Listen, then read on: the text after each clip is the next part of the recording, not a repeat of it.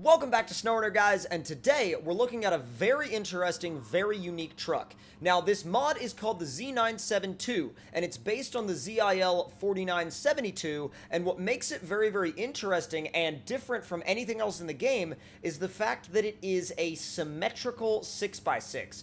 Now, the front and rear axles both have steering capability, and the fact that the center axle is literally placed symmetrically right in the center of the truck creates a lot of new possibilities in terms of just off-road capabilities and maneuverability. So I'm very curious to see how this drives. I'm very curious to see what kind of add-ons we can use with it. And one of the other interesting things is that this truck also has a fully animated dashboard. So if we fire it up, you can see that the gauges move, and when you get on the gas, the tack actually moves as well. So let's drive it into the garage and see what we can do in terms of customization, and then we will take it for some testing.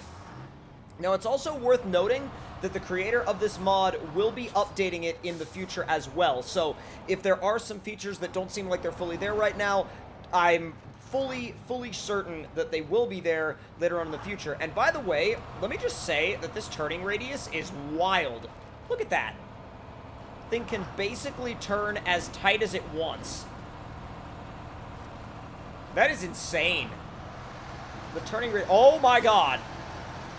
If you put it in high, it actually just does donuts. That's wild.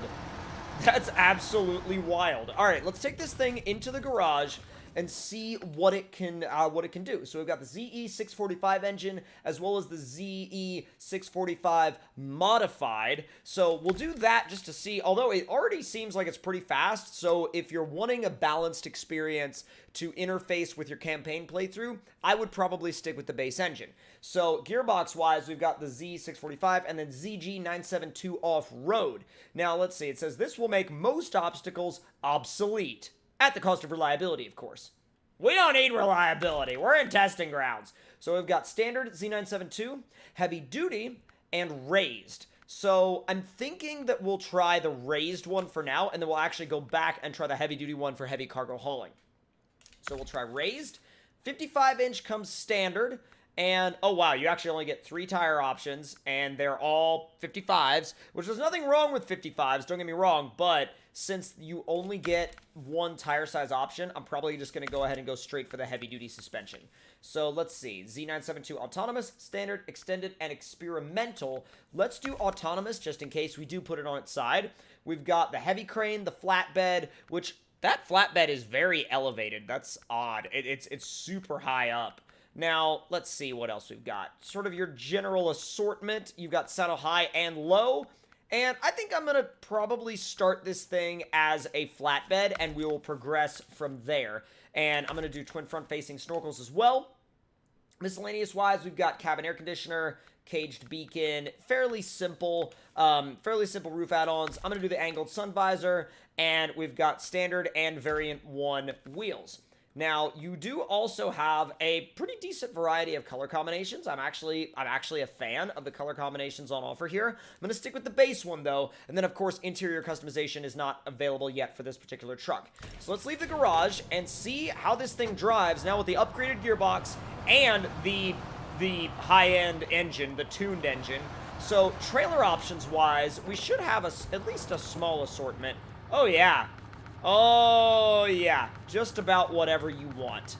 Literally just about whatever you want. Now, of course, some of them require saddle high or low, but that will be something for a future test. Now, stepping up to the cargo area, we'll just do some consumables just to see. And it does weigh down the back of the truck a little bit, but not too much.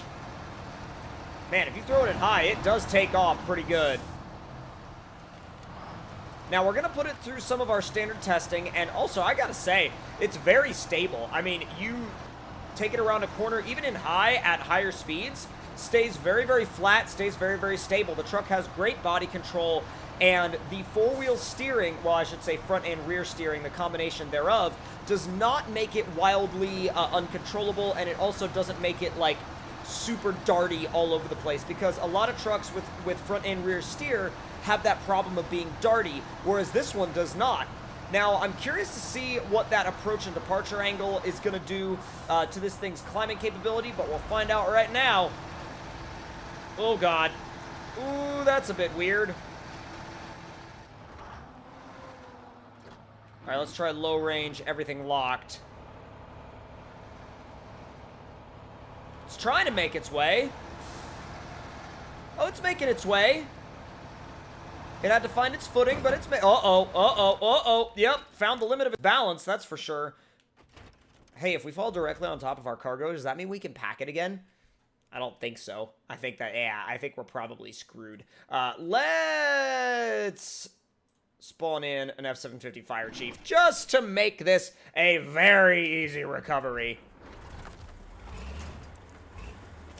Or at least as easy of a recovery as possible. I told you to go backwards, bud. Thank you! It's good now. Hold on. Stop engine. Change truck. Let's go. Yeah, we'll just leave our cargo there, I think. Not really too worried about it. I do want to go and do a mud test, though. A mud test is absolutely essential for this truck. And I gotta tell you, though, looking at it from the side, seeing that symmetrical 6x6 design is weird. It's weird. Like, look at that. It's weird. I don't know if that, like, just makes you go, excuse me? That's not supposed to be there, or that's not, that's not okay. It just registers in my brain as not okay. But we must press on with this test. Now, getting into the throttle again, I'm gonna actually repair it real quick. It blows a lot of smoke, this truck does, like a good amount. Let's see how she does in the mud. Now, we've got some mud tires on it, and the mud tires should do just fine, but overall capability will obviously be telling of, not just the tires will be telling of overall capability, but wow, it rips out here. This is an automatic. And if you ever need to change direction quick, bro, you just turn and she goes. You can whip that back end around with that rear steer. I think this would be a very interesting truck to use as part of a modded campaign playthrough, that's for sure. It's very interesting, and I think it could be really, really effective. Oh, wow. You guys know that watch my test videos that most trucks that I send through there in high do not chug through it that quickly. And most of them are not able to stay in high through there. So that's pretty dang impressive, I have to say. Pretty dang impressive. Let's give it another quick repair and see how it does through here. Keep in mind, we are still in high. Not anymore. We ain't gonna be in high for long. Now, the other interesting detail about this truck is that it is independent suspension. And I think we just felt the effects of being independent suspension. Yep. We didn't have to go very far for it to flip over. So I think being not only top heavy, but also having that independent suspension will have its advantages in some spots, but it'll also have its disadvantages in other spots. And I think that we should have at least somewhat of an advantage here. Maybe not with the approach angle, but the fact that we have that axle right in the middle will make it almost impossible to high center this truck. Look at that. Oh, God, damage. But no, it is nearly impossible to high center the thing. You've always got a tire or two in contact with the ground. And like if you go at it diagonally, you don't really even have to worry about the front bumper. It does its job. It's a unique configuration, that's for sure. And I've got to say that I like it. I don't hate it at all. Not even one bit. Let's put it through another test real quick. So, first of all, I'm going to repair and refuel. Then, I'm going to take the flatbed off of the back, and I'm going to put a saddle high on it. And then, we are going to spawn ourselves in a trailer. And it's going to be a proper trailer. So, we're going to do the coiled tubing semi-trailer. Face her that way. And now back this thing up and hook it up to it. If there's anything that's going to put it to the test, these gigantic, like, high saddle required trailers will definitely put it to the test. All right, good attach, and let's get out of here. Doesn't complain about the weight behind it, that's for dang sure. Lights look good, too. Oh, boy. Careful. You can actually get yourself into trouble with it really quickly because it doesn't struggle much. I mean, with that particular engine, of course. All right, round 1 of testing. My God, the maneuverability.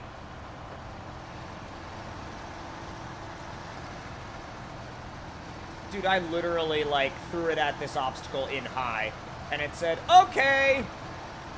It literally was like, yeah, no problem, bro. Don't worry about it. I got this. No need to worry. Oh, God. Oh, no.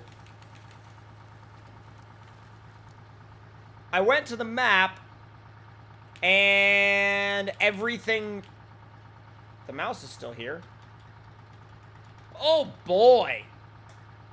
Ah, the public test server never ceases to amaze me. Yikes.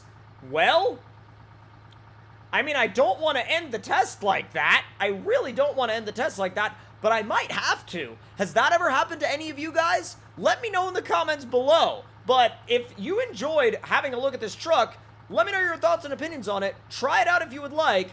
Hopefully it's not the truck itself that caused this to happen, but I'll figure it out, and we'll catch up in the next video. But, with that being said, I'll see y'all next time. Talk to you guys later.